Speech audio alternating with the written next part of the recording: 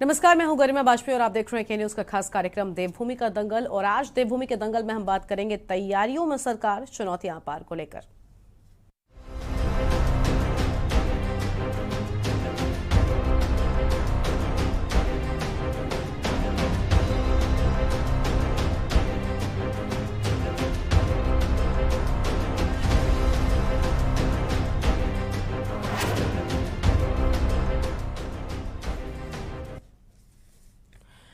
और तैयारियों में सरकार है, लेकिन सरकार के पास चुनौतियां भी अपार हैं। आज उसी को लेकर हम विस्तार से बातचीत करेंगे और आपको बता दें कि सरकार की ओर से लगभग सभी तैयारियां पूरी हो चुकी हैं। धामी सरकार के पास बेहद बड़ी चुनौतियां हैं। नई सरकार के सामने राज्य पर कर्ज की चुनौती है। अगस्त 2021 में उत्तराखंड राज्य पर करीब 66,000 का कर्ज था और करीब 73 करोड़ रुपए तक पहुंचने का अब अनुमान है। परिवहन विभाग का घाटा भी सरकार की बड़ी टेंशन है। उत्तराखंड रोडवेज को 18 सालों में 520 करोड़ का घाटा और कोविड के चलते लॉकडाउन में 54 करोड़ का घाटा हुआ है। इसी को लेकर विस्तार से बातचीत करेंगे, लेकिन ये रिपोर्ट देखिए।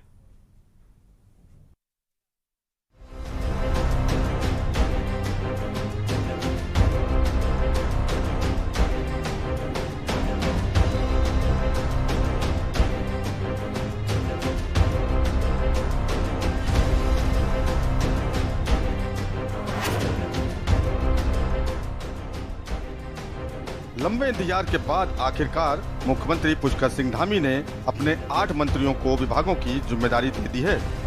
खुद मुख्यमंत्री ने 23 विभाग की जिम्मेदारी ली है। सीएम पुष्कर सिंह धामी के पास मंत्रिपरिषद, कार्मिक एवं सतर्कता, सचिवालय प्रशासन, सूचना, राजस्व, श्रम, पेयजल, आबकारी, न्याय, आपदा प्रबंधन, नागरिक उड्डयन सहित पर्यावरण सहित 23 विभाग रहेंगे। वहीं सतपाल महाराज को 8 विभाग, पर्यटन, धर्मस्व, लोक निर्माण विभाग, पंचायती राज, जलागम प्रबंधन और सिंचाई विभाग की जिम्मेदारी मिली है। सौरभ बोगड़ा को गन्ना मंत्री बनाया गया है। साथ ही पशुपालन, दुग्ध विकास, कौशल विकास एवं सेवा योजन, मत्स्य पालन विभाग की जिम्मेदारी दी गई है। चंदन रामदास को परिवहन, समाज कल्याण, अल्पसंख्यक कल्याण, छात्र कल्याण विभाग दिया गया है। वहीं गणेश जोशी को कृषि एवं किसान कल्याण, सैनिक कल्याण एवं ग्रामीण विकास मंत्री बनाया गया है। धन सिंह रावत स्कूली शिक्षा, संस्कृत शिक्षा, सहकारी, उच्च शिक्षा, चिकित्सा, स्वास्थ्य एवं चिकित्सा शिक्षा के प्रभारी होंगे। सुबोध उनियाल को वन, भाषा, चुनाव और तकनीकी शिक्षा मंत्री बनाया गया है। रेखा आर्य को महिला अधिकारिता एवं बाल विकास, खाद्य एवं नागरिक आपूर्ति, उपभोक्ता मामले, खेल एवं युवा कल्याण विभाग दिया गया है।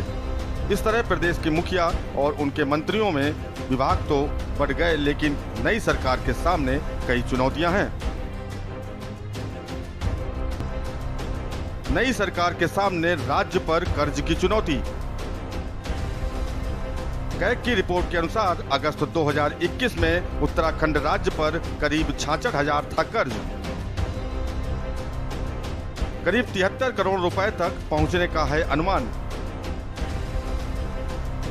परिवहन विभाग का घाटा भी सरकार की बड़ी टेंशन। यूपी से अलग होने के बाद उत्तराखंड रोडवेज को 18 सालों में 520 करोड़ का घाटा। कोविड के चलते लॉकडाउन में 54 करोड़ का हुआ घाटा। निश्चित रूप से हमने जैसा कि देखा, मंत्रिमंडल के शपथ ग्रहण समारोह के साथ ही एक गुबार फूटा और किस तरह से मदन कौशिक हों, अरविंद पांडे हों, बिशन सिंह चुफाल हों, ये सब सीनियर लीडर्स हैं भाजपा के, और जिस तरह से ये कोप भवन में चले गए और दबी जुबान से इन्होंने जिस तरह से मंत्री ना बनाए जाने को लेकर रोष प्रकट किया है, तो ये बानगी है केवल। अभी अगले 5 साल जो नूरा कुश्ती या सिर फुटअव्वल, अंतर्द्वंद, अंतरकलह, कोई भी नाम दे दीजिए, वो होने वाला है और प्रदेश का विकास एक बार फिर खामियाजा भुगतेगा। पिछली सरकार के कार्यकाल में समाज कल्याण विभाग में छात्रवृत्ति घोटाले, सचिवालय और कई विभागों में भ्रष्टाचार जैसे मामले सामने आए थे। इस पर भी सरकार को काम करना होगा। कोविड के चलते ठप हुए लोगों के सूक्ष्म एवं लघु उद्यमों को बढ़ावा देना होगा। इसी के साथ ही औद्योगिक विकास के साथ साथ पर्यावरण के अनुकूल सभी क्रियाकलाप करने होंगे। मुख्यमंत्री पुष्कर सिंह धामी के पास आपदा प्रबंधन विभाग है, जो राज्य के लिए आपदा के लिहाज से सबसे ज्यादा अहम है। क्योंकि उत्तराखंड आपदाओं के प्रति संवेदनशील है। इसी के साथ ही मुख्यमंत्री पुष्कर सिंह धामी के पास खनन विभाग भी है और प्रदेश में अवैध खनन बड़ी चुनौती है। सरकार के लिए एक बड़ी चुनौती राजस्व घाटा भी है। के जितने भी हमारे मंत्रीगण हैं, अगर अपवाद स्वरूप एक आध को हम छोड़ दें तो सभी बहुत अनुभवी लोग हैं। अपने अपने विभागों में काम करने का व्यापक अनुभव उनके पास है और सभी ऊर्जावान मंत्री हैं। तो मुझे पूरा यकीन है कि 100 दिन के अंदर सभी लोग जो है अपना दृष्टि पत्र निश्चित रूप से तैयार करेंगे और एक नई ऊर्जा के साथ जो ये सरकार है वो इन 5 सालों में काम करेगी। धामी सरकार के सामने बेरोजगारी की बढ़ती दर, विभागों में घाटे और घोटाले, पलायन, बेलगाम अफसरशाही, खनन, बदहाल स्वास्थ्य व्यवस्थाएं और सड़कें जैसी कई सारी चुनौतियां हैं जिन्हें पार करके धामी सरकार जनता के लिए बेहतर प्रयास करने में कामयाब होती है या नहीं, ये तो आने वाला वक्त ही बताएगा। देहरादून से के न्यूज इंडिया के लिए हिना आजमी की रिपोर्ट। और आज उसी को लेकर विस्तार से बातचीत करेंगे, जिसके लिए हमारे साथ में अलग अलग मेहमान भी जुड़ चुके हैं। हमारे साथ में आरपी रतूड़ी जी हैं, वरिष्ठ प्रवक्ता हैं, कांग्रेस की ओर से रहेंगे, और मीनाक्षी घड़ियाल जी हमारे साथ में यूकेडी की प्रवक्ता जुड़ेंगी, और नरेंद्र सेठी जी हमारे साथ में हैं, वरिष्ठ पत्रकार हैं। और भी मेहमान हमारे साथ में जुड़ते जाएंगे, उनका भी स्वागत कराएंगे, आपसे रूबरू कराएंगे। फिलहाल सभी का स्वागत है। आरपी रतूड़ी जी के साथ शुरुआत करते हैं। आरपी साहब, आप बताइए क्या लगता है, क्योंकि सरकार के पास बहुत सारी परेशानियां हैं, भले ही तैयारी हो चुकी है, अब एक्शन की बारी है, लेकिन क्या लगता है इन चुनौतियों से कैसे पार पाएंगी इस बार की सरकार? देखिए गरिमा जी, अभी तो सरकार का शपथ ग्रहण हुआ है। सरकार ने अभी अपने कैबिनेट का बंटवारा किया है। बहुत जल्दी हम अभी, अपेक्षाएं तो बहुत है पर जल्दी कहना भी ठीक नहीं है, पर क्योंकि कहावत है कि ऊंट के पांव पालने से नजर आते हैं वहीं से दिखाई देते हैं कि उसकी भावना और विचार क्या है।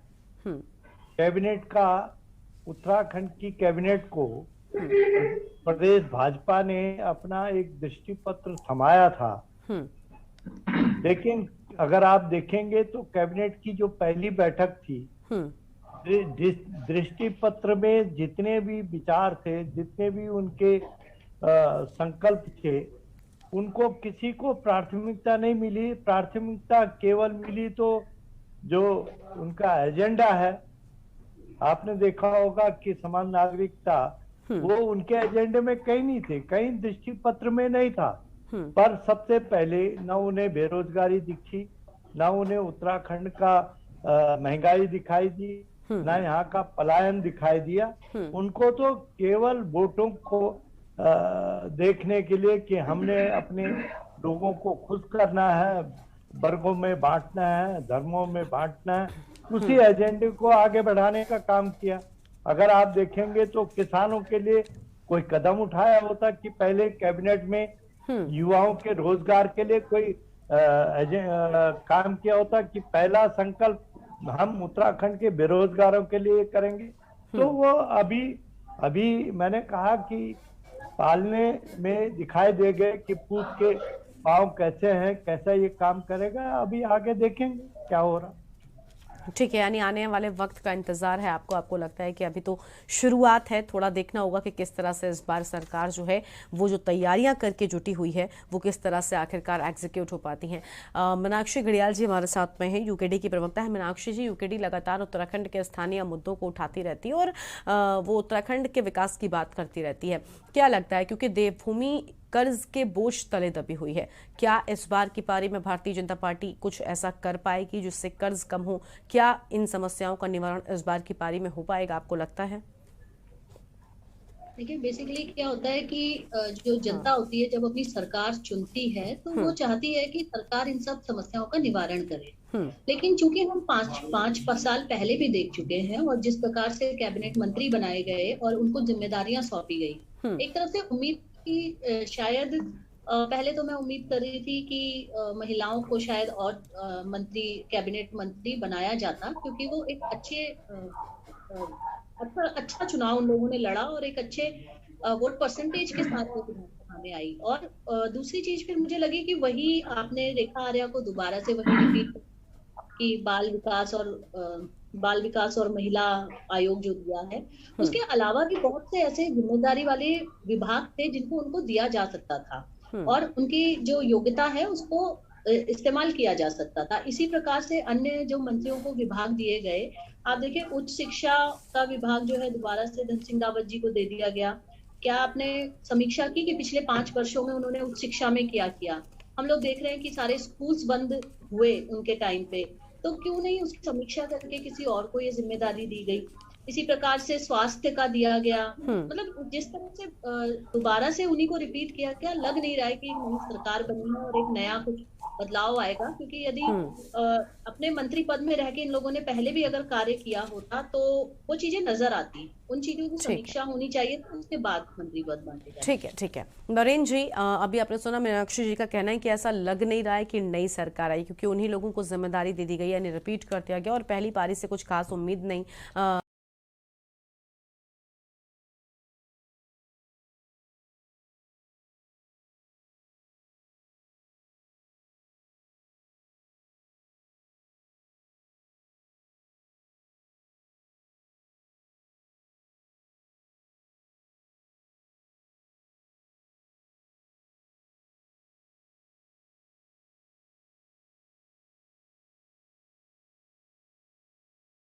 मीनाक्षी ने काफी हद तक बात बिल्कुल जो कही है वाकई ही तार्किक है कि मंत्रियों को उनके कैलिबर के हिसाब से और उनकी योग्यता के हिसाब से उनका विजन क्या है उसके हिसाब से अगर रद्दोबदल भी कर देते उनके पोर्टफोलियो, तो लगता है कि कुछ नई चीज सामने निकल के आती।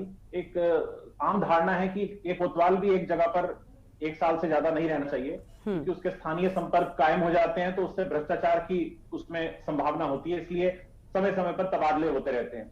तो ये दोबारा से एक 5 साल की पारी खेलने के बाद अगर दोबारा वही विभाग अगर सौंप दिए जाएं तो मुझे लगता है कि वाकई इसमें थोड़ी पारदर्शिता में बाधा जरूर आएगी। अब हालांकि देखिए, मुख्यमंत्री पुष्कर धामी ने एक काम बड़ा संजीदगी से किया है कि उन्होंने आपदा प्रबंधन और खनन अपने पास रखा है, क्योंकि ये 2 विभाग ऐसे हैं कि जिन पर सबसे ज्यादा उंगली उठती है जब कोई आपत्ति आती है विपदा वाली स्थिति में। तो मुझे लगता है कि वो जिम्मेदारी और जवाबदेही तय करने के लिए अपनी कि इन विभागों के ऊपर अगर कोई उंगली उठती है तो किस तरीके से मतलब उनकी सरकार इसके ऊपर कदम उठाती है और किस तरीके से सरकार एक्शन मोड में आती है, तो वो अपने आप में मुझे लगता है कि उनका एक अनुकरणीय कदम है। और हालांकि भारतीय जनता पार्टी इस बार पिछली बार से 10 विधायक उनके कम आए हैं, लेकिन फिर भी 47 की संख्या उनकी काफी उत्साहवर्धक संख्या है। और अगर भाजपा चाहे तो एक विधायक को भी उतना अधिकृत कर सकते हैं, कोई ना कोई दायित्व सौंपकर, जिससे कि उनके क्षेत्र का जो विकास है, उनके क्षेत्र में शिक्षा, पेयजल, सड़क, परिवहन, जितनी समस्याएं हैं उसका निराकरण तत्काल किया जा सकता है। क्योंकि विधायक अपने आप में सरकार का एक प्रतिनिधि है और सरकार अगर अधिकृत करती है और इस तरीके का एक कोई आदेश जारी करती है कि हमारे विधायक को बतौर मंत्री समझा जाए जो बात कहें वो, तो मुझे लगता है कि विकास के कार्यों में किसी तरीके से कोई बाधा नहीं आ सकती। जी ठीक है। संगीता शर्मा जी हमारे साथ में हैं, आम आदमी पार्टी की ओर से हैं। संगीता जी, आपका बहुत बहुत स्वागत है। संगीता जी के पास ही चलेंगे। संगीता जी, आप बताइए आपको क्या लगता है, क्योंकि आप लगातार आम आदमी पार्टी जो है वो कोशिश करती हुई नजर आ रही थी, लेकिन चुनावों में तो भले ही कुछ नहीं हुआ, लेकिन वो यही दावा कर रही है कि हम विपक्ष की भूमिका जोरदार निभाएंगे ताकि सत्ता में बैठे लोग कोई गलती न कर पाए। अब नई सरकार का जब गठन हो चुका है, मंत्रियों में विभागों के बंटवारे हो चुके हैं, अभी मीनाक्षी जी ने कहा कि उन्हें कुछ उम्मीद नजर नहीं आ रही, क्योंकि इस बार भी वही विभाग लगभग रिपीट कर दिए गए, उन्हीं लोगों को सौंप दिए गए हैं। आपको क्या लगता है कि क्या इस बार भला होने वाला है देवभूमि का? देखिए, मीनाक्षी जी की बात से कहीं ना कहीं मैं सहमत हूँ, क्योंकि हम देखें तो शिक्षा विभाग की बात करें तो जैसा मीनाक्षी जी ने कहा कि स्कूल बहुत ज्यादा बंद हुए, तो अब धामी जी ने अपनी कैबिनेट बना ली और जो हमारे विभाग थे वो भी बांट दिए गए हैं। लेकिन अब देखना ये है कि जो रिमोट एरियाज में आज तक काम नहीं हुआ, हम देखते हैं कि पिछले कई वर्षों में, आज भी देखें 2-4 दिन पहले की भी बात है कि जो हमारे दूरस्थ इलाके हैं वहाँ अस्पतालों की स्थिति आज भी जस की तस है और रात को मोबाइल की टॉर्च जला करके ट्रीटमेंट करना पड़ रहा है। तो बहुत बदतर हालात जो यहाँ के स्वास्थ्य के हैं, स्वास्थ्य की सेवाओं के हैं, कहीं ना कहीं अब जो मंत्रियों को विभाग मिले हैं वो उसमें किस तरह से काम करते हैं, और पिछले 5 साल जो हमने उनका कार्यकाल देखा तो कहीं ना कहीं वो बहुत प्रगतिशील नजर नहीं आया कि उत्तराखंड के लिए इतना बड़ा मैंडेट मिलने के बाद उन्होंने कुछ किया हो। लेकिन अब एक जिम्मेदारी और ज्यादा बढ़ जाती है क्योंकि जनता ने फिर 5 साल का समय उनको दिया है। तो अब दूरस्थ इलाकों के लिए वो क्या काम करते हैं, ये एक बहुत बड़ी जिम्मेदारी है, या सिर्फ देहरादून बैठी रहती है पूरी कैबिनेट और वही 5 साल गुजार देती है, या फिर दूरस्थ इलाकों के लिए भी कुछ काम होंगे, वहां भी कुछ सोचा जाएगा। ये सबसे बड़ी बात है कि धामी जी की कैबिनेट जो है इस पर क्या विचार करेगी और किस तरह से काम करेगी। ठीक है, यानी आपको भी इंतजार है कि धामी जी की कैबिनेट कुछ बेहतर करेगी और आने वाले वक्त में देवभूमि जो है वो कर्ज के बोझ तले नहीं दबी होगी, और इस पर हम आगे विस्तार से बातचीत करेंगे। लेकिन फिलहाल एक छोटे से ब्रेक के लिए आप रुक रहे, लौटेंगे।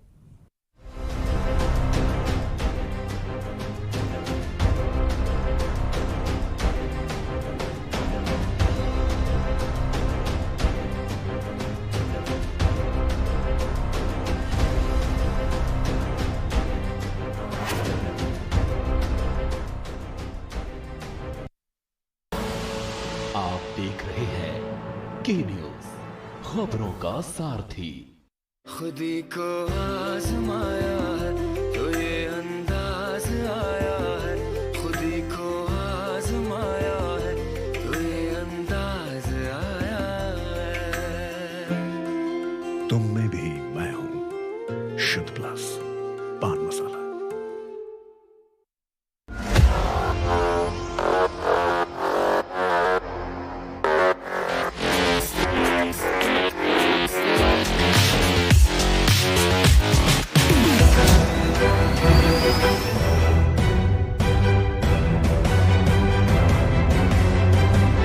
नमस्कार, अभिवादन आपका। मैं दुर्गेंद्र चौहान हूं।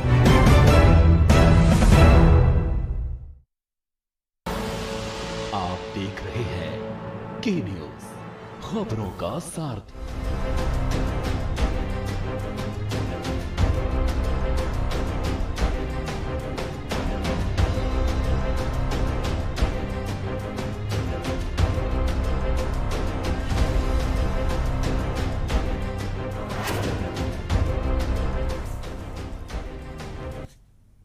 देवभूमि के दंगल में आप सभी का स्वागत है। तो तैयारियों में सरकार लेकिन चुनौतियां अपार को लेकर हम लगातार बातचीत कर रहे हैं। हमारे साथ में अलग अलग मेहमान भी जुड़े हुए हैं। वापस अपनी चर्चा की शुरुआत करते हैं।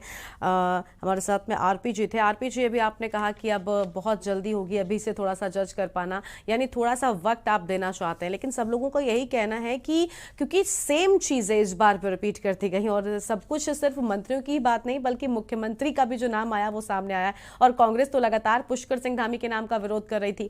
फिर आपको ऐसा क्यों लगता है कि इंतजार करना होगा? नहीं, मेरा गरिमा जी, मेरा ये कहना है कि भाई सरकार अभी गठित हुई है, क्योंकि पिछले रिकॉर्ड में तो हमको कुछ मिला नहीं। पिछले कार्यकाल जो 17 से 22 तक का था, उसमें आप देखेंगे कि ना ही वो NH-74 का घोटाला सामने क्लियर हुआ, ना ही हमने देखा कि वो छात्रवृत्ति घोटाले का कुछ आज तक 5 साल सरकार रही। तो उनसे अपेक्षाएं हम इसलिए ज्यादा अभी नहीं कर रहे हैं कि जब पिछले में नहीं, खनन का सबसे ज्यादा किस पे आरोप लगे, ये सारा उत्तराखंड जानता है। जिस चेहरे को उत्तराखंड की जनता ने नकारा उन्हीं पर लगा था। अब भारतीय जनता पार्टी का अंदरून है कि आप जीते हुए लोगों पर भरोसा नहीं करते, हारे हुए पे भरोसा करते। ये आपका मामला है, घरेलू मामला है कि भाई मौसेरे भाई बनकर के काम चलाएं तो ठीक रहेगा। पर सवाल तो ये था कि खनन का किस पर आरोप लगा था। क्या इसी वजह से खनन इस बार मुख्यमंत्री ने अपनी जिम्मेदारी ले ली ताकि कोई कुछ कह ना पाए? अभी नरेंद्र जी कह रहे थे कि बड़े जो विभाग थे वो उनके पास हैं। तो गरिमा जी, जब कोतवाल की रिपोर्ट कहाँ करेंगे? खनन कोतवाल के पास होगा तो फिर रिपोर्ट भी कहाँ होगी? चिंता की कोई बात नहीं। सारे विभाग करप्शन से लेकर के जो जांच के विभाग है सब अपने पास हैं, तो ना जांच होगी ना तो सैया भैया कोतवाल तो फिर डर का ही। ठीक है, भारतीय जनता पार्टी से हमारे साथ में कुंवर जपेंद्र सिंह जी अभी भी जुड़े हैं। जपेंद्र जी, आपका भी स्वागत है हमारी चर्चा में। लेकिन जपेंद्र जी, अभी सुना आपने रतोड़ी साहब को, वो कहते कि सैया भाई कोतवाल तो अब डर काहे का, यानी जो बड़े बड़े विभाग थे जिन पर सबसे ज्यादा उंगलियां उठती थी, मुख्यमंत्री ने वो अपने पाले में ले लिए ताकि कोई जल्दी में कुछ कह ना पाए, और जवाबदेही भी वही होंगे। इस बार आपकी सरकार बन गई, विभागों के बंटवारे हो गए, लेकिन सबको ये लगता है कि इस बार भी कुछ बेड़ा पार नहीं होने वाला देवभूमि का। क्या लगता है आपको कि क्या जो समस्याएं थी देवभूमि की इस बार वो कम होंगी, क्योंकि बहुत सारी चुनौतियां हैं इस बार धामी सरकार के पास? चुनाव से पहले जो प्रदेश के अंदर केंद्रीय नेतृत्व ने एक युवा नेतृत्व दिया, तो निश्चित तौर से उसमें जो है बहुत लोगों को विपक्षी दलों में बौखलाहट आई, और विपक्ष भी नहीं, कहीं ना कहीं वो हर स्तर पे वो बौखलाहट देखने को मिली। और एक बहुत सोची समझी साजिश के तहत धामी जी को कहीं ना कहीं उलझाने के प्रयास किए गए, लेकिन वो निरंतर अपने कामों को लेकर आगे बढ़ते रहे, जनता का दिल जीतने में सफल रहे। और जिस खनन की बात हमारे बहुत ही माननीय सम्मानित बुजुर्ग रतूड़ी जी जो कांग्रेस के प्रवक्ता हैं ये कर रहे हैं, तो यहाँ ये बताना भूल गए कि खनन और बाकी चीजें इस तरह की ये कांग्रेस के लिए बहुत बड़ा एक इनकम सोर्स था, कांग्रेस के नेताओं का इनकम सोर्स था, जिसे भारतीय जनता पार्टी की सरकार ने खत्म करा है। और उसके रेवेन्यू की चोरी रोकने के लिए, उसमें व्यापक भ्रष्टाचार को कंट्रोल करने के लिए माननीय मुख्यमंत्री जी ने उसे अपने पास रखकर निश्चित तौर पर यह सुनिश्चित करने का काम किया जाएगा कि किसी भी तरह की राजस्व की चोरी ना हो, प्रदेश के विकास की गति ना रुके, और कहीं पे भी इस तरह के भ्रष्टाचार को लेकर आवाजें ना उठें। ये हमें आने वाले समय में देखने को मिलेगा कि किस तरह से आने वाले 2022 से लेकर 27 कार्यकाल में भ्रष्टाचार पर किस तरह से अंकुश लगाया जाएगा। जपेंद्र जी, ठीक है, आप कह रहे हैं कि हम नहीं चाहते कि कोई भ्रष्टाचार हो, इसी वजह से मुख्यमंत्री ने अहम विभाग अपने हिस्से में ले लिए। लेकिन जपेंद्र जी, एक सवाल यहाँ पर यह भी है, क्योंकि हर एक विभाग की बात कर ले, चाहे रोडवेज हो या फिर परिवहन हो, इन सभी विभागों में लगभग घाटे में चल रही है सरकार। तो ऐसे में आपकी ओर से, सरकार की ओर से क्या रोड मैप है जिसपे चलकर इन चुनौतियों से पार पाएगी धामी सरकार? क्योंकि कोविड में भी हमने देखा, आप खुद भी, आपकी सरकार ये बात मानेगी कि कहीं ना कहीं नुकसान हुआ है। तो राज्य पर कर्ज की बहुत बड़ी चुनौती है। पहले ये 66,000 तक था, अब इसे 73,000 तक पहुंचने की बात है। और ऐसे में सबसे बड़ी बात, घोषणाएं लगभग 1000 से ज्यादा मुख्यमंत्री की ओर से हुई हैं। कैसे आखिर ये सब एग्जीक्यूट हो पाएंगी? बिल्कुल, राजस्व के घाटे को रोकने के लिए और राजस्व को बढ़ाने के लिए और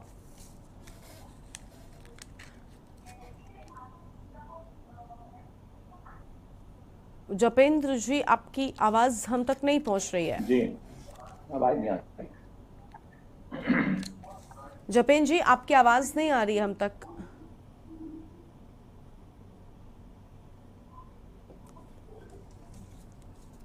जपेंद्र जी की आवाज हम तक नहीं पहुंच पा रही है।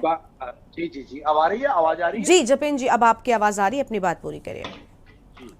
राजस्व के घाटे से प्रदेश को बचाते हुए और राजस्व को बढ़ाते हुए, राजस्व जो है प्रदेश का एक आधार है, उसके घाटे को कम करके राजस्व का जो नए नए रास्ते तलाशना और राजस्व की चोरी को रोकना, जो विभिन्न जो हमारे डिफरेंट राजस्व के जो प्लेटफॉर्म है वहां से राजस्व को पूरी तरह से राज्य के विकास में किया जाए, वो एक बिल्कुल आर्थिक एक योजना है। एक इकोनॉमिकली स्टेट को कैसे स्ट्रॉन्ग किया जाए, और आने वाले टाइम में ये देखेंगे, उसके ऊपर सरकार का फोकस रहेगा और उसके ऊपर काम भी शुरू हो गया।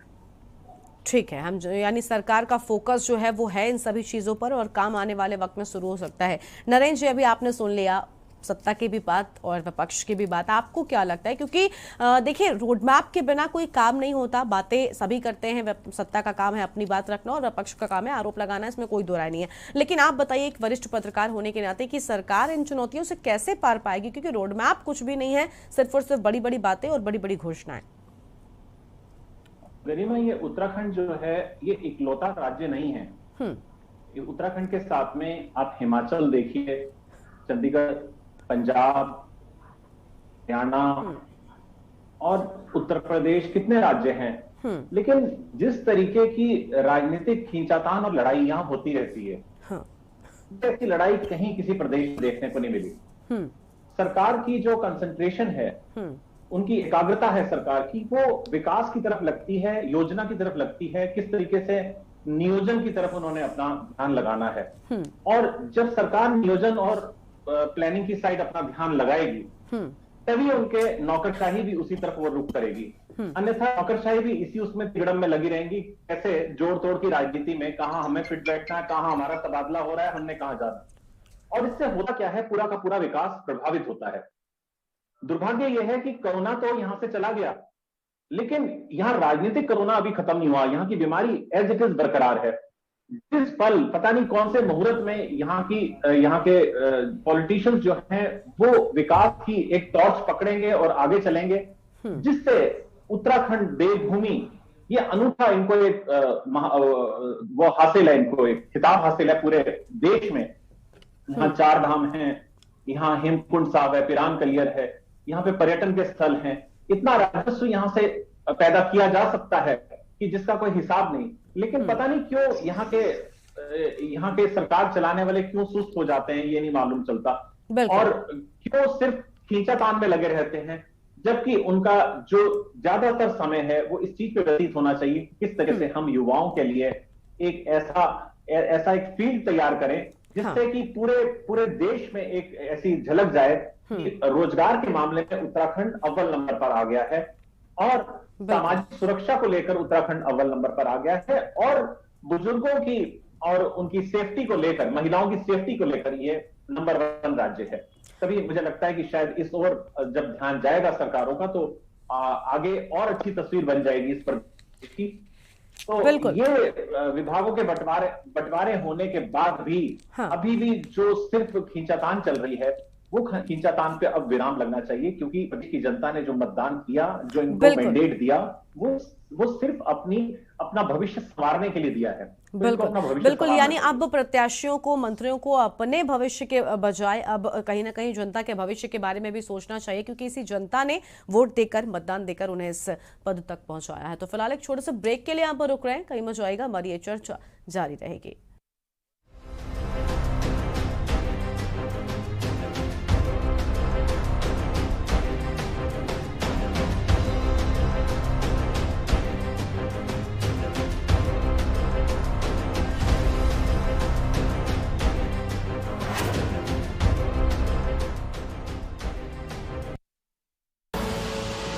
देख रहे हैं के न्यूज, खबरों का सारथी।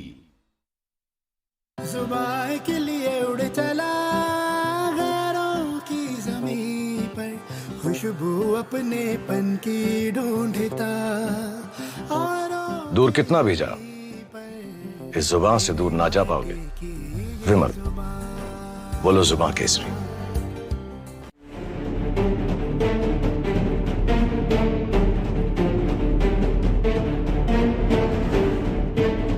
किलोमीटर की इच्छा से आते हैं, यहाँ आते आते पता चला कि आज इंग्लिश का पेपर था और रद्द हो गया।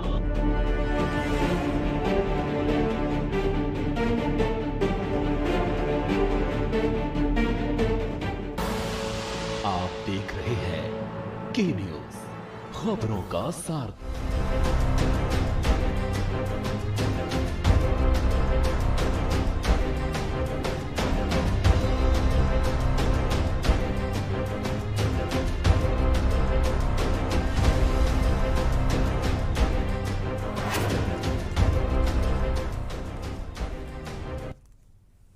ब्रेक के बाद देवभूमि के दंगल में आप सभी का स्वागत है। हम लगातार बातचीत कर रहे हैं क्योंकि अब तैयारी सरकार की हो चुकी है और अब सरकार के पास चुनौतियां जो हैं वो अपार दिखाई दे रही हैं। इसी को लेकर लगातार मेहमानों का पैनल हमारे साथ में बना हुआ है। रतुली साहब, आप कह रहे थे यहाँ पर कि आने वाले वक्त के साथ में देखना होगा किस तरह का काम होता है। मीनाक्षी जी के पास चलेंगे। मीनाक्षी जी, आप बताइए, क्योंकि अभी देखा आपने यहाँ पर नरेंद्र जी भी यही कह रहे थे कि अब जनता के हित के बारे में सोचना चाहिए, क्योंकि जनता ने ही यहाँ तक पहुंचाया है। आपसी खींचतान जो है वो खत्म होनी चाहिए। हमने देखा यहाँ पर सभी पार्टियों के बीच में आपसी खींचतान चुनाव से पहले तक नजर आ रही थी। आपको क्या लगता है, क्या ये अब खत्म होगी? क्या जनता पर ध्यान दिया जाएगा? क्योंकि जनता भी एक उम्मीद लगाकर बैठती है पार्टियों से जब वोट देती है। देखिए, जहाँ तक बात है कि राजनीतिक खींचतान, तो वो कुछ नया नहीं है हमारे उत्तराखंड के अंदर। हम लोगों ने देखा कि जिस प्रकार से बीजेपी के जो लोग हैं, ये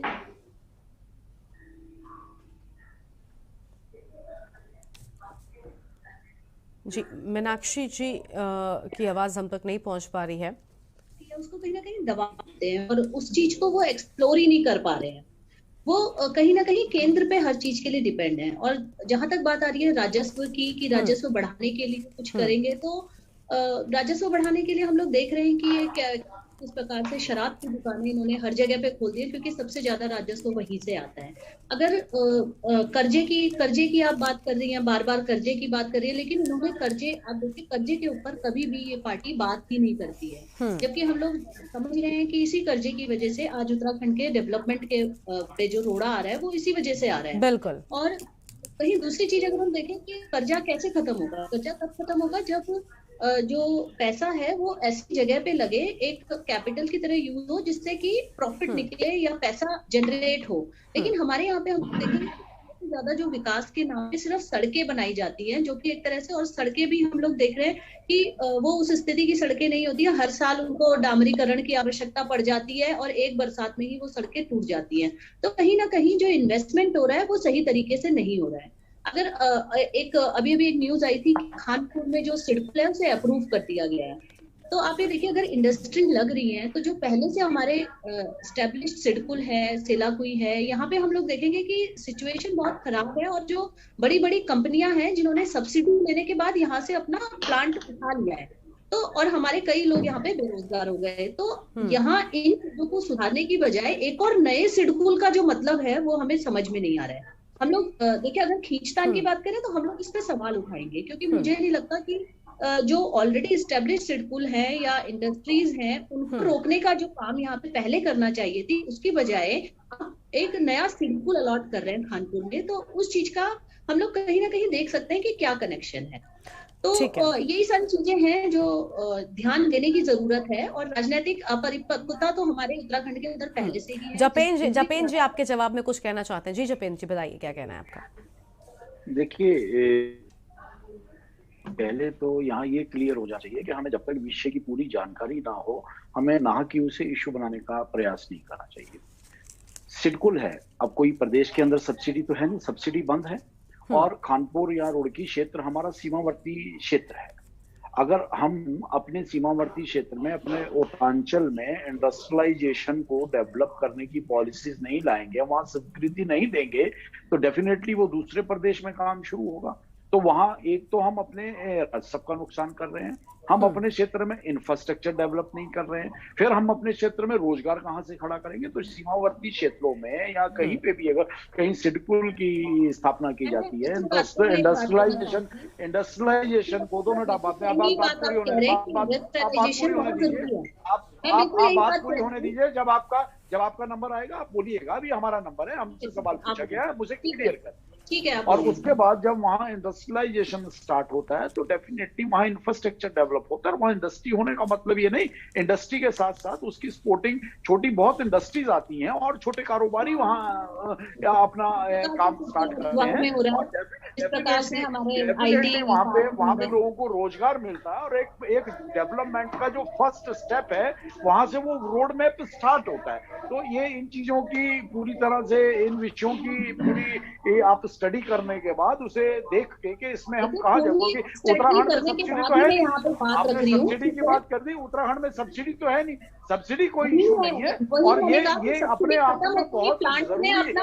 और सरकार, और प्लीज आप हमारी बात पूरी होने दीजिए, जब आपका समय आएगा हम बहुत इत्मीनान से आपको सुनेंगे और आपके जी जपेन जी अपनी बात पूरी करिए। आप जपेन जी बोलिए। प्रदेश सरकार का सिंगल पॉइंट एजेंडा है कि अगले 5 वर्षों में प्रदेश को देश के अंदर अग्रणीय राज्यों की श्रेणी में खड़ा करना। और उत्तराखंड की 25वीं वर्षगांठ से पहले उत्तराखंड में ये करके दिखाना है। तो सरकार के ऊपर भी प्रेशर है, प्रतिनिधियों के ऊपर भी प्रेशर है और विधायकों के ऊपर भी प्रेशर है। प्रेशर किस चीज का है? जनता के भरोसे का। जनता ने जो क्लियर मैंडेट दिया अगेन बीजेपी गवर्नमेंट को मौका दिया, तो उस प्रेशर को हम एक चैलेंज के रूप में स्वीकार कर रहे हैं और अपने उत्तराखंड के विकास को आगे बढ़ाने के लिए जो भी निर्णय लिए जाने हैं, जो भी काम होने हैं, उन कामों को आगे बढ़ाया जाएगा। ठीक है, कामों जी मीनाक्षी जी कहिए। जी, मैं बिल्कुल इस बात से सहमत हूँ कि ठीक है इंडस्ट्रियलाइजेशन होना चाहिए, लेकिन आप ये बताइए, देखिए यही समस्या है बीजेपी के अंदर कि वो सुझावों को एक्सेप्ट नहीं करती है बल्कि अपनी ही बात सामने रखती है। मैं ये कहना चाहती हूँ कि जो हरिद्वार में सिडकुल बना है, जो हमारा सेलाकुई है, जो हमारा IT पार्क है, आप यहाँ की स्थिति देख लीजिए कि क्या सिचुएशन है। अगर आप रोजगार की बात, नहीं मुझे बोलने दीजिए, अब आप जब रोजगार की बात आती है तो हमारे कितने लोगों को रोजगार उत्तराखंड के अंदर मिल रहा है।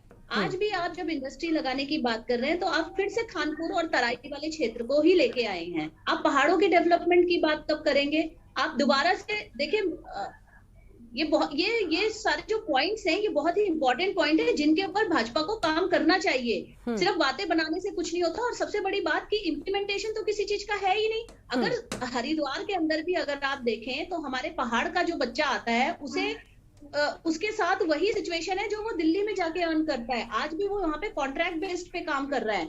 आज भी जिस प्रकार से जहां इंडस्ट्री आप लोग डेवलप कर रहे हैं वहां पे बाहर के लोग आके ज्यादातर उन इंडस्ट्रीज में काम कर रहे हैं। तो ये सारी सिचुएशंस हैं जो हम लोग देखते हैं और हम लोग बोलेंगे। ठीक है, यानी ये वो सारी समस्याएं हैं। जी जपेंद्र जी, आप फिर कुछ कहना चाहते हैं, कह लीजिए जल्दी से। जहां विपक्ष के अच्छे सजेशंस आएंगे तो डेफिनेटली कहीं ना कहीं उन्हें कंसीडर कर उन्हें योजनाओं में शामिल किया जाएगा। आप ये कैसे कह सकते हैं कि आपका अच्छा सुझाव है तो सरकार नहीं मानेगी?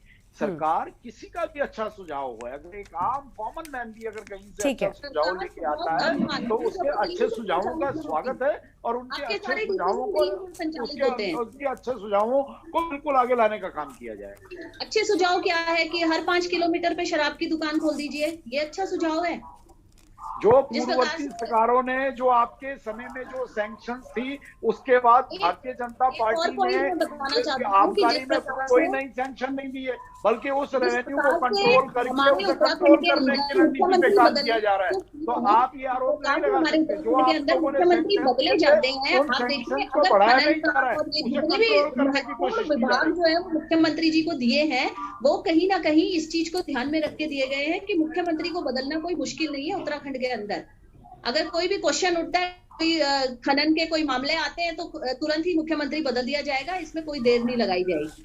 इसीलिए ये सारी चीजें देखिए, ये सब चीजें जो है सब समझ आ रहा है। बीजेपी की जो भी चालें हैं सब समझ में आती है। अगर वाकई में विकास के एजेंडे पे काम करें तो हम डेफिनेटली, हम लोग भी क्या चाहते हैं, हम लोग भी उत्तराखंड की जनता ने संपूर्ण जनमत से जिस सरकार को चुना है, आप लोगों को नकारा है तो उसके पीछे कुछ कारण होंगे। बेहतर होगा कि जिस रीजन की वजह से आप लोगों को नकारा गया है आप उस पे काम करें। जनता ने तो पुष्कर सिंह धामी जी को नकार दिया था, आपने उन्हें मुख्यमंत्री बना दिया। इस पे कुछ कहना चाहेंगे? अगर आप जनता की ही बात कर रहे हैं तो जनता ने तो जनता ने नहीं नकारा, आप लोगों की साजिशें थी, आप लोगों की साजिशें थी। प्रदेश की जनता ने उन्हें स्वीकार करा है, प्रदेश की जनता ने उन्हें स्वीकार करा है, उनकी मेहनत रंग लाई है। प्रदेश में दोबारा भारतीय जनता पार्टी की सरकार बनी है और ये आप लोगों के लिए करारा जवाब दिया गया है। स्वीकार तो मुख्यमंत्री बदले आपने, जनता ने जवाब दिया। लेकिन अगर आप जनता के मैंडेट की बात करें तो पुष्कर सिंह धामी जी अपनी विधानसभा से चुनाव हार चुके हैं और ये दर्शाता है कि जनता ने उनको नकारा है और आपने उनको मुख्यमंत्री बनाया है। जिसने जनता का दिल जीता, जनता ने जिसे पसंद करा, जनता ने उसके सर पे ताज रखा। ठीक है, आपके ऊपर जिम्मेदारियां हैं, उनके जो उन्होंने ताज रखा है उसको निभाइए। और जो उत्तराखंड के जो पहाड़ी क्षेत्र हैं जहाँ पे डेवलपमेंट के नाम पे सिर्फ योजनाएं पहुंचती हैं, वहां पे काम पहुंचा के दिखाइए। ठीक है जपेंद्र जी, हम यही उम्मीद करते हैं ना कि आप दोनों की ये जो बहस है ये कहीं ना कहीं खत्म हो। और जिस पर आज हम बात कर रहे हैं कि आप देखिए चुनौतियां जो हैं वो सबसे बड़ी समस्या यहाँ पर सरकार के सामने खड़ी है, क्योंकि सबसे अहम अब जो रोल है वो सरकार का ही है जनता के विकास के लिए। नरेंद्र जी, अभी आप सुन रहे थे यहाँ पर लगातार लोग एक दूसरे पर, राजनीतिक पार्टियां हैं, ये इस तरह की बातें कोई नई नहीं है, लेकिन आपको क्या लगता है राजस्व बढ़ाने की, क्योंकि यहाँ पर जपेंद्र जी बात कर रहे हैं, क्योंकि वही एक माध्यम है जिसके माध्यम से सरकार का, उत्तराखंड का, सरकार का नहीं उत्तराखंड का भला हो सकता है, किस तरह से आखिर आपको लगता है कि इस बार राजस्व को बढ़ाने की कोशिश होगी? क्योंकि मीनाक्षी जी कह रही हैं कि शराब की दुकानें खोल दी जाएंगी, देवभूमि है, तो क्या लगता है किस तरह के कदम सरकार उठा सकती है?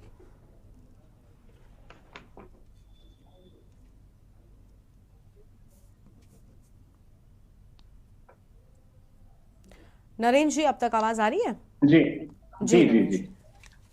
देखिए, जो आवश्यकता है इस समय, जो सबसे मूलभूत आवश्यकता है, वो है एक दूरदृष्टि वाले मंत्रालय की, विजनरी मिनिस्ट्री होनी चाहिए, जो जिसके पास एक पूरे प्रदेश को, जो ये 55,000 वर्ग किलोमीटर में फैला हुआ प्रदेश है, और मात्र 56 लाख मतदाताओं ने इस सरकार को चुना है, 70 विधायकों को चुना है, तो एक उम्मीद की जाती है कि एक दूरदृष्टि वाला खाका हो इस मंत्रालय के पास, और इसकी तस्वीर को वैसा ही पुनर्स्थापित करें जैसा ये उत्तराखंड बनने से पूर्व जिस तरीके का लोगों का रुझान था, मसूरी के प्रति था, शिमला के प्रति था, ये नैनीताल के प्रति था। मैं मसूरी का आपका गरिमा जी एक छोटा सा उदाहरण देता हूं, जो पितर जी को भी पता होगा, रतुरी साहब बताएंगे बहुत अच्छे तरीके से इस बात को। मसूरी के माल रोड पे एक दूरबीन लेके व्यवसाय, छोटे छोटे व्यापारी खड़े होते थे, वो दूरबीन से देहरादून के दृश्य दिखाते थे और 1 रुपया लेते थे, और 1 रुपए से वो शाम तक अपना रोजगार चलाकर, उनके बच्चे अंग्रेजी स्कूलों में भी पढ़ते थे, अपने घर का रोजगार भी चलाते थे। एक छोटे छोटे जैसे लघु व्यवसाय होते हैं। अब वो वहां पे दूरबीन वाले वो लोग भी नहीं है, जो पर्यटन से जुड़ा एक बहुत बड़ा एक मुद्दा है। मतलब आप ये देखिए, पर्यटन आता है कहीं बाहर से, जुड़ रहे हैं 1 मिनट में जुड़, वो ये कहता है कि हमको यहाँ पे क्या क्या मिलेंगी सुविधाएं। तो मेरा ये मानना है कि अगर धामी सरकार ये दोबारा उन चीजों को, सब चीजों को जो पहले प्रचलन में थी, और उन चीजों को लेके आते हैं, तो यहाँ स्थानीय रोजगार को भी बढ़ावा मिलेगा, और बाहर से आने वाले पर्यटकों के लिए एक आकर्षण का केंद्र होगा कि किस तरीके से उनको लगेगा कि हम दोबारा उस उत्तराखंड में हैं। और ये तभी संभव है जब ये सारी आपसी खींचातान बंद करके, और विपक्ष भी जो सत्ता पक्ष के सकारात्मक मुद्दे हों उनमें कंधे से कंधा मिला के चले, और अपने सुझावों को उनको दे। और सत्ता पक्ष का फर्ज बनता है कि वो एक रोड मैप ऐसा तैयार करें कि उत्तराखंड में आते ही उनको, यहाँ के किसी भी प्रदेश के निवासी को या विदेशी को ये महसूस हो कि मैं वाकई ही द हेवन ऑन अर्थ जैसे नाम देते हैं उत्तराखंड, तो इस टाइप से उनको ऐसी उनको फीलिंग आनी चाहिए, और इस तरीके का उनको अनुभव हो, ताकि हम उत्तराखंड की जो पीछे कोरोना और पीछे अस्थिर राजनीतिक अस्थिरता के चलते बहुत कुछ पटरी से उतर गया था, वो दोबारा पटरी पर लौट गया। बिल्कुल, यानी पटरी पर वापस से गाड़ी को लाने की कोशिश जो है वो करनी होगी, उसके बाद ही उत्तराखंड का भला हो पाएगा। संगीता जी हमारे साथ में। संगीता जी, आप बताइए, क्योंकि आम आदमी पार्टी लगातार वो कह रही थी कि हम बहुत सारी चीजें फ्री देंगे, और जिसके बाद ये सवाल उठ रहा था कि आखिर फ्री कैसे देंगे, पहले ही उत्तराखंड तो कर्जे में है, तो आखिर कैसे इन चीजों को मैनेज किया जा सकेगा। तो आपको क्या लगता है कि इस बार भारतीय जनता पार्टी क्या करने वाली, क्योंकि आपको तो घेर रहे थे कि फ्री कैसे कर देंगे, अब जब खुद इनकी बारी है, ये सत्ता में आए हैं, तो राजस्व को कैसे बढ़ाएंगे? देखिए, आम आदमी पार्टी जो बात कर रही थी, उसने बहुत से फैसले पंजाब में लिए हैं जहां आम आदमी पार्टी की सरकार बनी है। हम नौकरी की बात करें तो वहां 35,000 नौकरियां आते ही भगवत मान जी ने अनाउंस कर दी और निकाल दी। अब वहां के लोगों को रोजगार दिया जा रहा है, लेकिन इतना समय बीतने के बाद भी सबसे ज्यादा देरी उत्तराखंड ने कहीं ना कहीं लगाई। अगर हम यूपी की भी बात करें तो यूपी में भी भाजपा की सरकार है, लेकिन वहां योगी जी ने भी नौकरियों का ऐलान किया है, लेकिन उत्तराखंड के परिप्रेक्ष्य में अभी तक कोई ऐसी बात नहीं की गई है कि रोजगार के लिए क्या रोड मैप है। तो कहीं ना कहीं राजस्व बढ़ाने के लिए एक रोड मैप रोजगार के लिए भी होना चाहिए। जब तक लोगों को रोजगार नहीं मिलेगी, तब तक जो मुद्रा का आदान प्रदान है वो नहीं होगा, तो राजस्व कैसे बढ़ेगा? जब लोग नौकरी में होंगे तभी जो एक टैक्स है वो मिल पाएगा सरकार को भी, और कहीं ना कहीं राजस्व बढ़ेगा। और उत्तराखंड का कोई भी जिला ऐसा नहीं है जो पर्यटन से अछूता हो। सभी जगह बहुत से ऐसे स्थल हैं जो पर्यटन की दृष्टि से बहुमूल्य हैं और कहीं ना कहीं रोजगार को बढ़ावा दे सकते हैं। तो सरकार को इस क्षेत्र में भी काम करने की जरूरत है कि जो भी ऐसे स्थान हैं जो पर्यटन के लिए महत्वपूर्ण है और उनसे रोजगार भी मिल। ठीक है, यानी पर्यटन पर भी अगर जोर दिया जाएगा तो कहीं ना कहीं उत्तराखंड के राजस्व में बढ़ोतरी हो सकती है। जी बिल्कुल बढ़ोतरी होगी और कहीं ना कहीं यहाँ अगर पलायन को रोका जाएगा, अगर हम यहाँ शिक्षा, तब भी कहीं ना कहीं यहाँ के लोग जब यहीं रहेंगे तो वो राजस्व को बढ़ाने में एक सहयोग देंगे।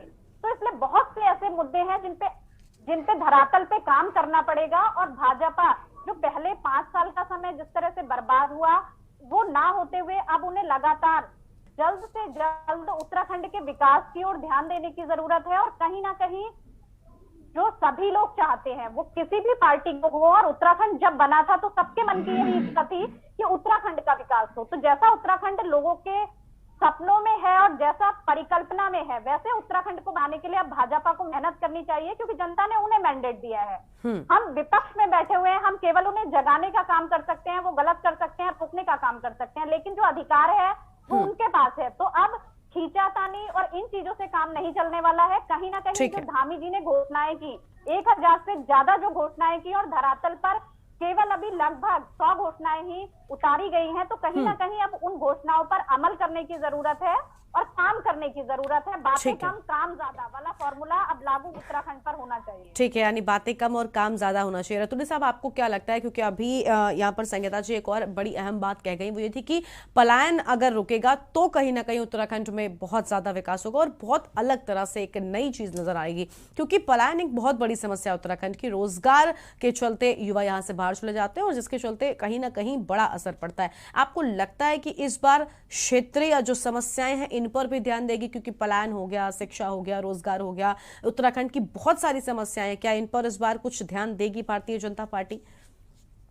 देखिए गरिमा जी, उत्तराखंड राज्य का गठन उन्हीं भावनाओं के अनुरूप हुआ था, क्योंकि मैं राज्य आंदोलनकारी भी हूँ। हमारा संघर्ष यहाँ के रोजगार से था, यहाँ के पलायन से था, और जनता ने, आदरणीय नरेंद्र मोदी साहब ने जब उत्तराखंड में आकर के 2017 में कि यहाँ पहाड़ की जवानी और पहाड़ का पानी इसका उपयोग किया जाएगा, पर ये 5 साल तो निकल गए, केंद्र सरकार के भी, प्रदेश सरकार के भी, न तो पहाड़ के। आज आप देखेंगे कि बेरोजगारी में हम टॉप में हैं।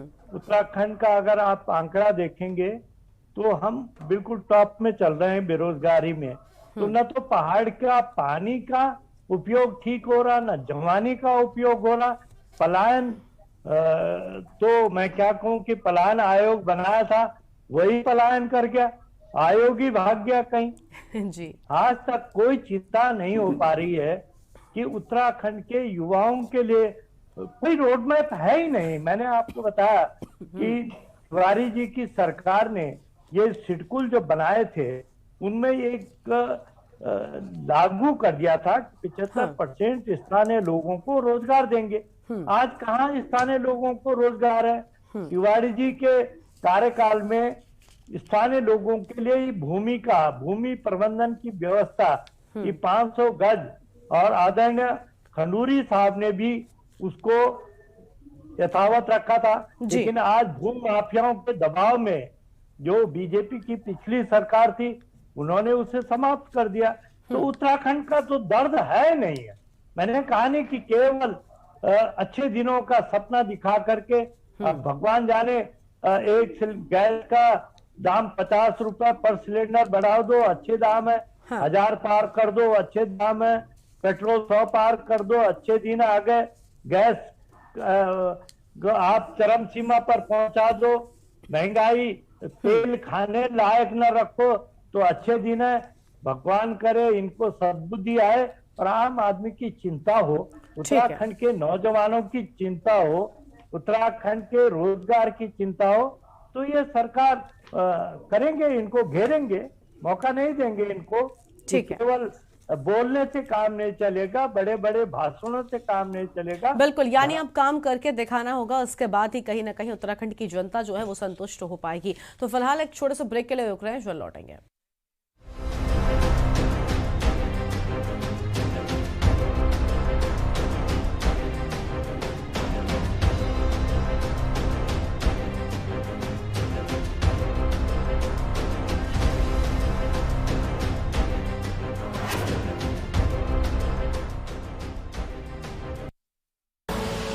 आप देख रहे हैं के न्यूज, खबरों का सारथी। खुदी को आजमाया है तो ये अंदाज आया है, खुदी को आजमाया है तो ये अंदाज आया है। तुम में भी मैं हूं, शुद्ध प्लस पान मसाला।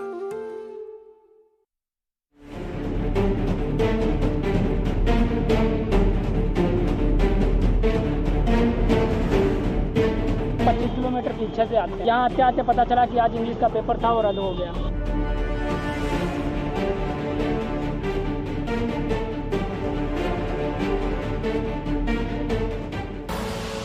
आप देख रहे हैं के न्यूज, खबरों का सारथी।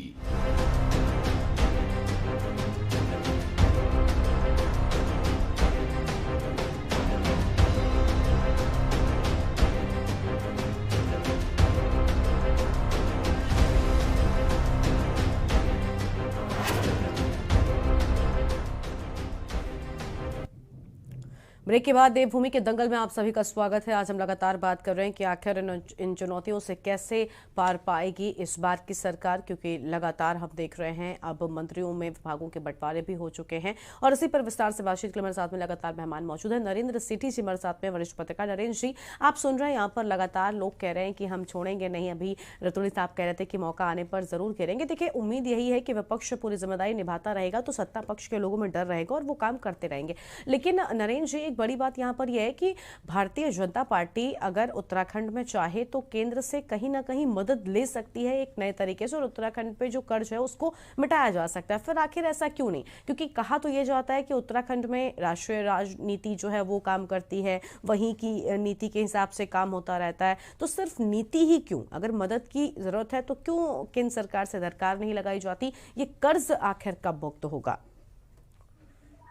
गरिमा जी, देखिए, आपने जो सवाल किया है, मैं उसके परिप्रेक्ष्य में आपको एक उदाहरण देके उसके बाद में अपना उत्तर देता हूं जी। अगर सरकार चाहे तो क्या नहीं कर सकती?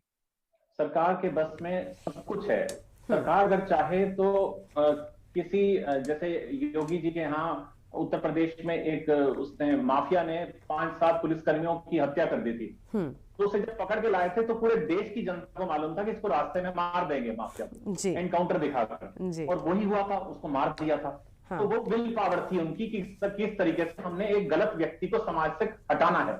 हाँ।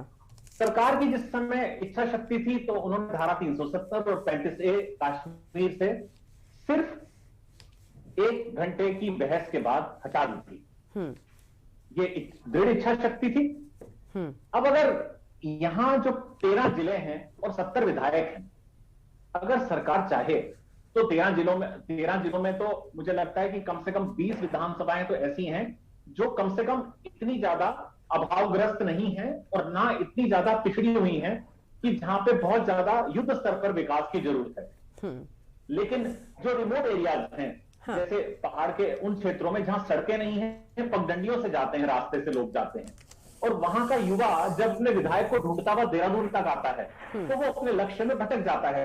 तो अगर ये विधायक अपने क्षेत्रों में रहें और वहां पे विकास के ये रोजगार के मेले कैंप लगवाएं और पूछें उनकी समस्याएं, जैसे पहले सरकार के कार्यक्रम होते थे रतुड़ी जी कि सरकार जनता के द्वार, तो उनके घर घर जाकर उस तरीके से वो उनकी समस्याएं को उनको जानते थे और उनका स्थलीय निराकरण करते थे।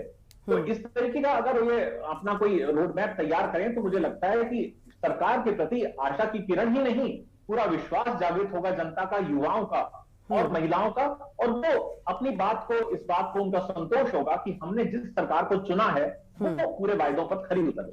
ठीक है नरेंद्र जी, बहुत शुक्रिया आपका और आप सभी मेहमानों का बहुत शुक्रिया आज की इस चर्चा में यहाँ पर शामिल होने के लिए, हमारे साथ बातचीत करने के लिए। तो देखिए, सवाल यही है कि आखिर अब जब कमान मिल गई है तो जिम्मेदारियां कब पूरी होंगी और कब इन चुनौतियों से पार पाएगी ये सरकार और उत्तराखंड का, देवभूमि का भला होगा। तो फिलहाल आज की इस चर्चा में इतना ही। आप देखते रहिए के न्यूज़ इंडिया। नमस्कार।